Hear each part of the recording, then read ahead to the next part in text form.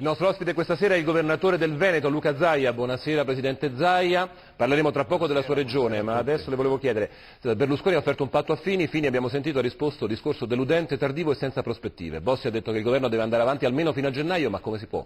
Come può andare avanti?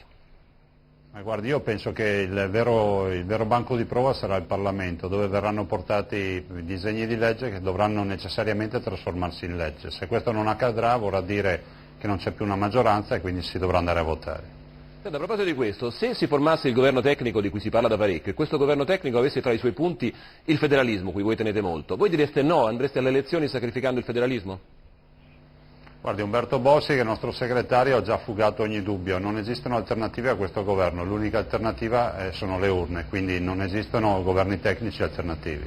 Grazie governatore Zaia, tra poco resti con noi che tra poco parleremo di Veneto. Intanto andiamo alla... Continuano in mare.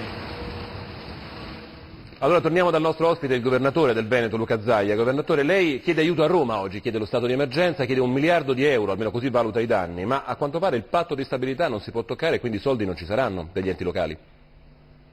Guardi, noi chiediamo assieme a tutti i comuni del Veneto la possibilità di aver riconosciuto questo stato di calamità che è unico, il Veneto è in ginocchio. 1 miliardo di euro sono i conti che abbiamo oggi in mano. Vogliamo anche ricordare che rispetto all'alluvione del 1966 che ha avuto 20 cm d'acqua per metro quadro in 48 ore, noi ne abbiamo avuti 50 cm, il che dà una dimensione di quale sia stata la forza della natura in questi giorni. Senta, lei lo ricordava, piogge eccezionali, però abbiamo visto le immagini, no? Vicenza come Crotone, il Veneto un po' come la Calabria. Voi della Lega avete spesso criticato, e a volte con qualche fondamento, le amministrazioni meridionali, ma di chi è la colpa se il Veneto va sott'acqua? Guardi, sostanzialmente della natura, principalmente della natura, visto e considerato che abbiamo avuto 3 fattori importanti. Il primo la grande piovosità, i 50 cm d'acqua. Il secondo lo scirocco che non ha permesso gli scarichi a mare dei nostri fiumi. Non è un territorio anche governato male? Non c'è un territorio governato male, un dissesto idrogeologico anche in Veneto?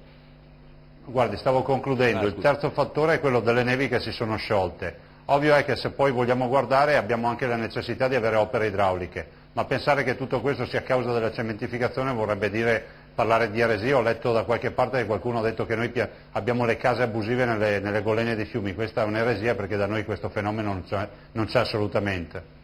Grazie al governatore Luca Zaia, buon lavoro. Grazie a lei, buonasera. E passiamo al Festival